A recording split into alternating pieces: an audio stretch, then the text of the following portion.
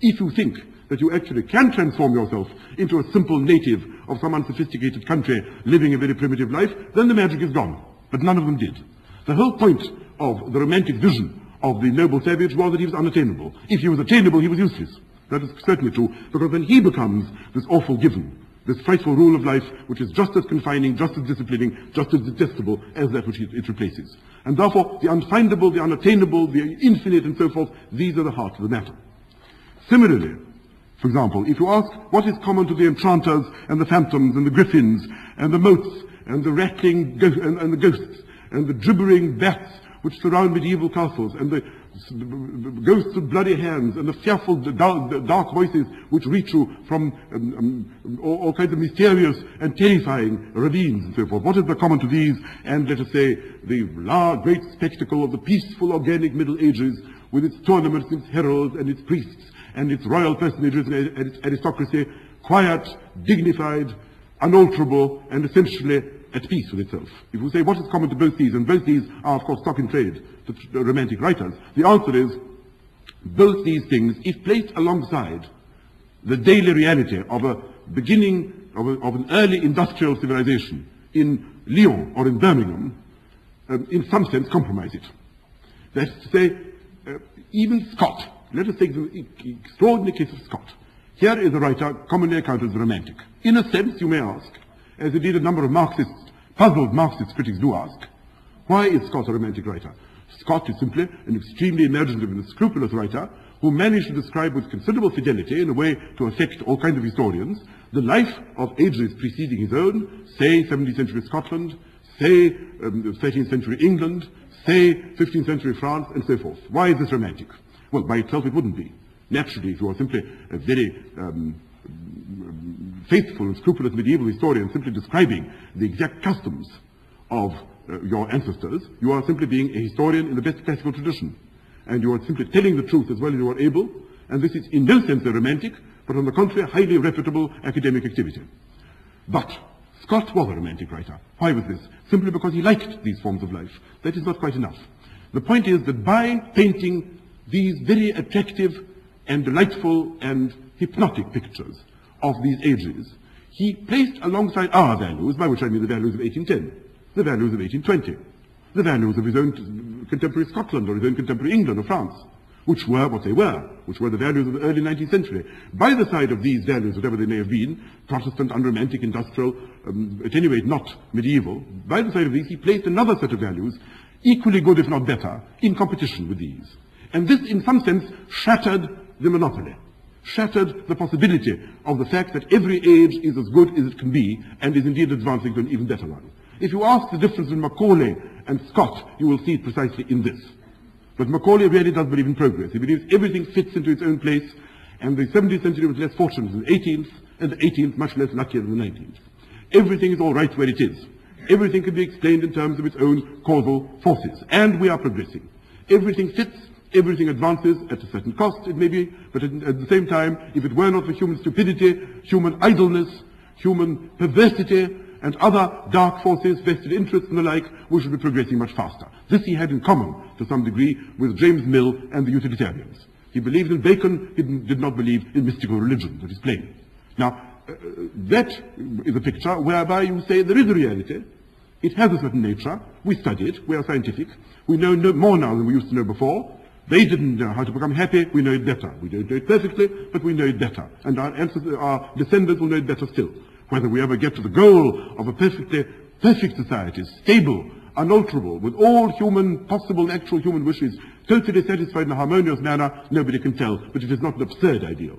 This is the jigsaw puzzle solved. If Scott is right, this cannot be true. This is like Herder again. If there are values in the past which are more valuable than those of the present, or at least in competition with them, if there is a magnificent civilization somewhere there in 13th century Britain, or in some remote part of the world, whether in space or in time, which is as attractive, if not more so, than the drab civilization in which we are living, but nevertheless, and that is the important thing, irreproducible. You cannot get to it. It can't be rebuilt. It must remain a dream. It must remain a fantasy. It must remain an object of disappointment if you seek it. If that is so, then nothing will satisfy you. because two ideals have come into collision, and it is impossible to solve the collision. It's impossible to obtain a state of affairs which will contain the best of all these cultures, because they are not compatible.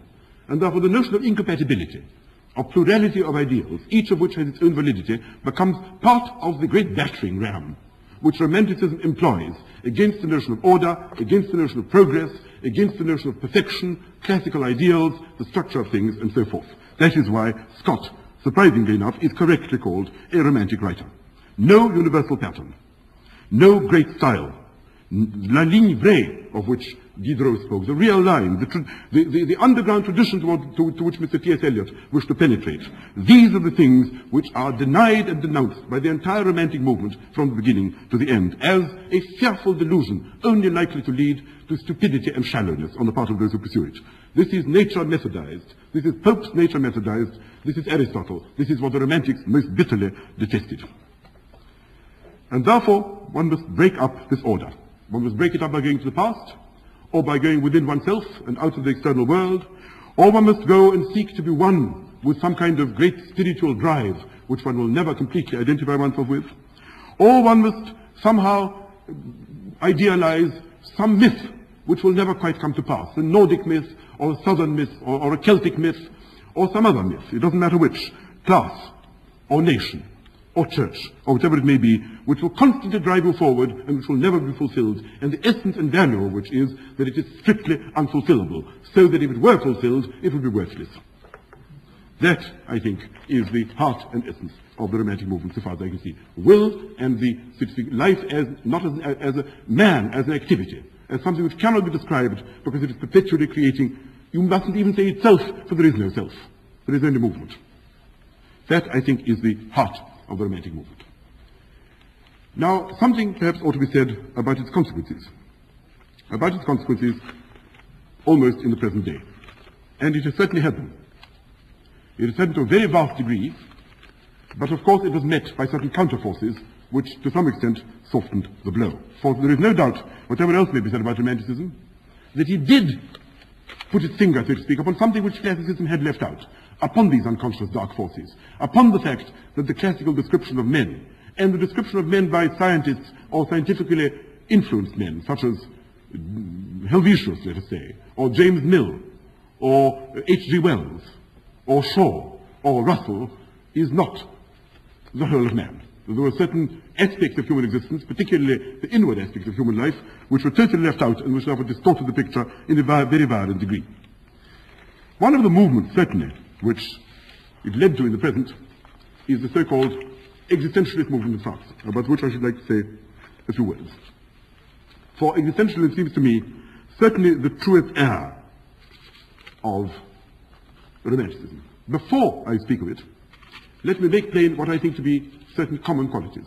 For the great achievement of Romanticism, and that is with which I started my lectures, was that unlike most other great movements in human history, it literally succeeded in transforming certain of our values to a very profound degree. That is what made existentialism possible. Let me first speak about these values, and then I shall attempt to show how it penetrates this modern philosophy, and how it enters into certain other phenomena of modern life as well, such as, for example, the emotive theory of ethics or fascism, each of which it has profoundly influenced. I think I mentioned already, but I think I must now put greater stress on the fact that a new cluster of virtues appeared with the Romantic movement. Since we are wills, and since we must be free in the Kantian or Fichtean sense, motive counts more than consequence. For consequences cannot be controlled, but motives can.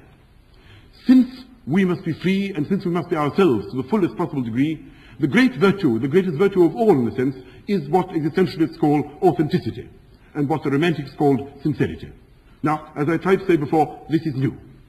I don't believe that in the 17th century, as I think I said to you, if you had a religious conflict between, say, a Protestant and a Catholic, it would have been possible for the Catholic to say the Protestant is a damnable heretic and leads souls to perdition, but the fact that he is sincere raises him in my estimation. The fact that he is sincere, that he is prepared to lay down his life for the nonsense in which he believes, is a morally noble fact.